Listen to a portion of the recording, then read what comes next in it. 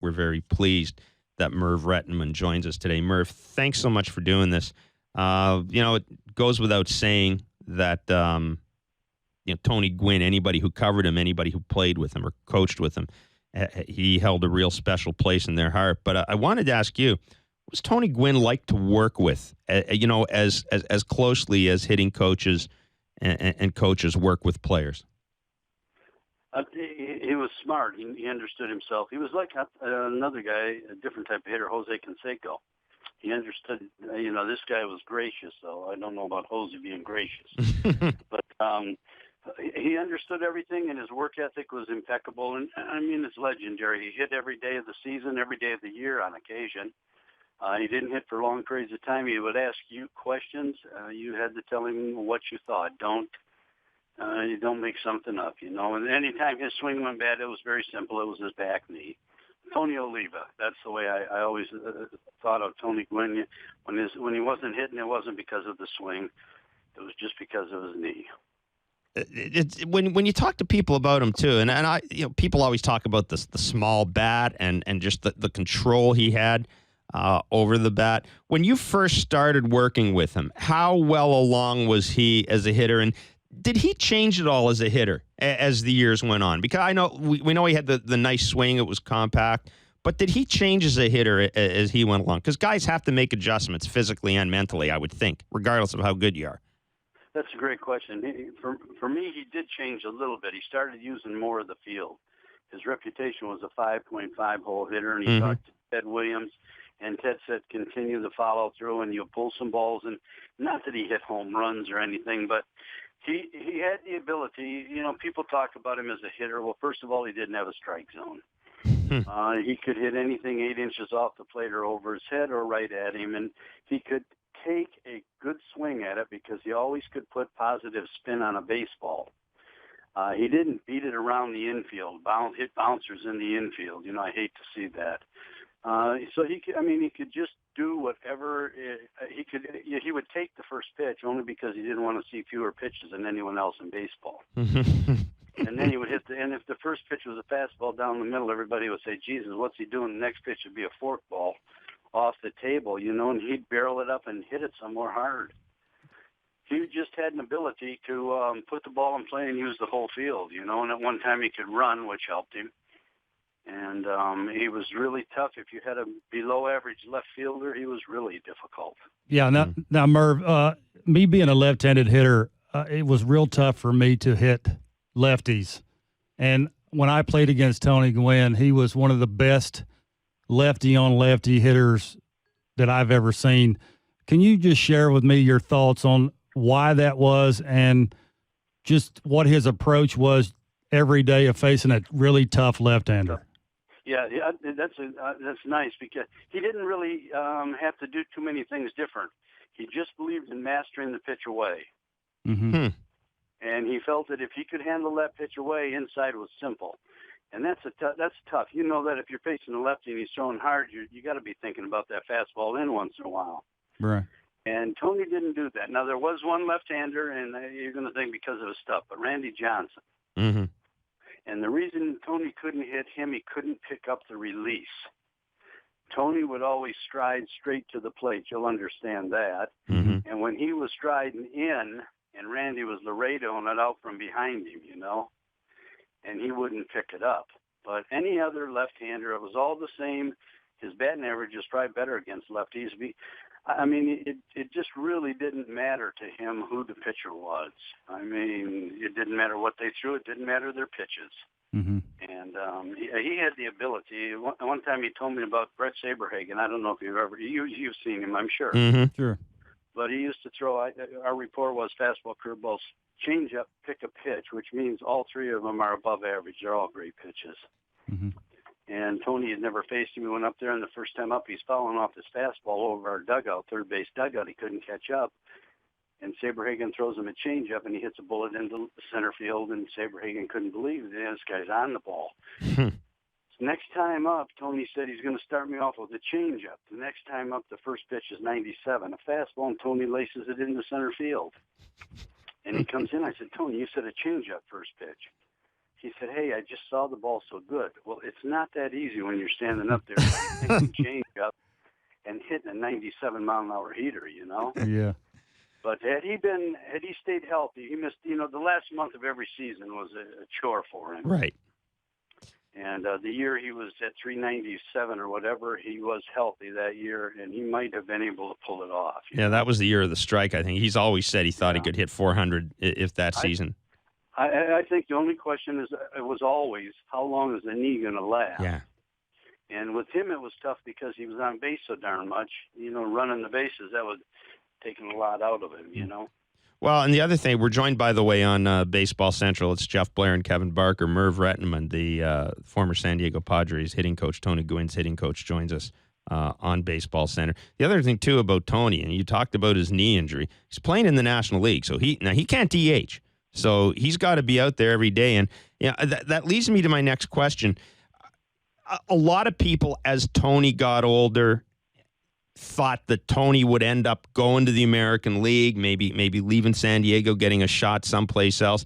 The part of his story that intrigues me is he stayed in San Diego. He retired a Padre.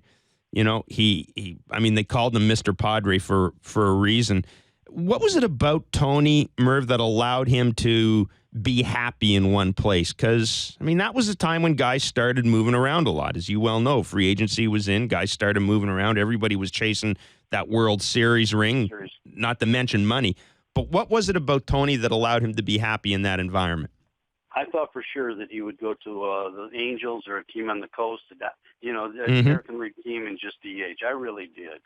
Because his knee would have lasted, and he just couldn't go out and pound on it, especially on AstroTurf or some of these fields. But he is the one thing that made Tony was he's consistent on and off the field. That job at San Diego State, I can't believe he wanted that job. Mm-hmm. And I can't believe every time I would see him, I would say, "How are you enjoying it?" Even when the team was not having good years up there, and he said, "I love it. It's the only thing I ever want to do in baseball." Wow. And he was going to stay up there, and he was going to stay here. And some of those years here, we resembled a minor league team. He was the only connection we had with a major league team. Mm-hmm. And he didn't bitch or didn't complain, and he never ripped a teammate that had lesser, that couldn't do the job. He was a player. Merv, one of the things that, and you've been around a long time, there are guys who are great players and they'll give advice to other players, but sometimes for one reason or another, the advice always doesn't take. It can be the delivery, or it can just be that, one player's not in the same level as the other. We're hearing a lot of comments from people who played with Tony or people who played against him that one of the knacks Tony had as well was he could explain stuff to you, and he would explain stuff to whether it was the youngest player in the team or a guy he'd run into in spring training. He could explain the art of hitting so that everybody could understand it. I think he was good about certain things. That's a tough question for me because sometimes he would say things that how do I want to say this? Other hitters really couldn't comprehend. Okay, yeah. Mm. You know what I'm saying? And sometimes he would talk to a guy about something, then I'd look up and he would be doing what the other guy's doing, now what he's supposed to do. But the thing he did so well, he could demonstrate during batting practice how to take a quality BP. Mm-hmm. What a major league BP looks like, the speed, the tempo. His ability was to focus and to get ready to hit the ball before the guy threw it, and boy, could he do that well. And he did it very slow. His speed was perfect, his pace, I would say. Hitting to him was easy, it was really, really, really easy, and that's the way he kept it. See the ball and hit the ball. Mm-hmm. And some of the hitters in baseball like to know, they look to see if pitchers are tipping, Mm-hmm. And if guys start talking about that, Tony would get up and leave. In fact, when I was coaching in Atlanta, I wanted Javi Lopez, our catcher, to tell Tony what the pitches were. Really? Because that would have really caused him some problems. Bobby Cox wouldn't go for something like that. Of course not. I tell you what, I really said if you're interested in give him a thought, tell him what's coming. If you let him just stand up there and see the ball and get ready, he'll get it every time. Yeah. Now, Now, Merv, you watch a lot of baseball. Is there one guy now that resembles to you hitting wise the way Tony does when he was in his prime? Wow, that would be tough. That would really, really be tough. I'm not familiar with the young guys, especially this guy. I don't know. You've seen Trout, right? Sure, Mm-hmm. yeah. How is he? Yeah, he's more of a power guy. I mean, but his swing is pretty easy too. There's not a lot of moving parts in it. Yeah, there's not too many people left, I think, that can do anything with the baseball that they want to do, like Tony did. So Tony one day, here's a statement. Here's something, I didn't want him saying this. He's saying next at bat, he's having a hard time. He's scuffling. Well, his knee's bad, but he doesn't believe you. You know what I'm saying? I can figure this out. I found it. I said, Tony, if you found something, you never had it. It's on the knee, you know. But the thing he said to me, I'm going to hit the next time up. I'm going to drive a ball at the third baseman. I don't care if he catches it. I don't care if it goes through. And if I do that, I'm going to get my confidence back. And he goes up and he does it. And I don't know if it's a hit or not. Who gives a crap? But he comes back and he said, good, I got my confidence. I said, Tony, you're hitting 359. You lead the league. What about the guy next to you hitting 220? What about his confidence? Well, how's he going to get his, you know? Don't be talking about your confidence level being down, you know? But, I mean, he could really – I'll tell you what he could do, and you'll understand this. He could be hitting, and Bochy would put the steal on, or our manager, whoever it would be. Mm-hmm. And he, you know, being a left-handed hitter and stepping in, and the pitcher would throw the ball and the guy would take off, and if Tony would see him every time. Wow. And if he saw that guy take off, he'd swing. Well, we could never steal a base with him hitting, you know. We had to tell him, don't be doing. But that was a reflex. If he saw him running, he'd swing because he thought he had a better chance, you know. Mm-hmm. Hey, Merv, how did Tony compare to Rod Carew? Boy, I tell you what, I'd compare him more with Tony O. Okay. Mm-hmm. For me, Tony Oliva, if you want a discussion with the best hitters, just say in the last 20, 30, 40 years or whatever, I'd have to, Tony O would be up there. Really? Yeah. Because he could, what do I want to say, he could really use the whole yard and drive in runs, you know? Mm-hmm. And hit these. He never played him right. If you were standing in left center, you knew you were in trouble. If you moved over, oh, geez, you know. he was pulling the fastball and hitting the changeup the other way. He did. There's no rhyme or reason. But there are a lot of great hitters, Boggs and Carew. But these guys, I don't think could make, what do I want to say, had as many options during the game. They stayed in left field all the time. Right.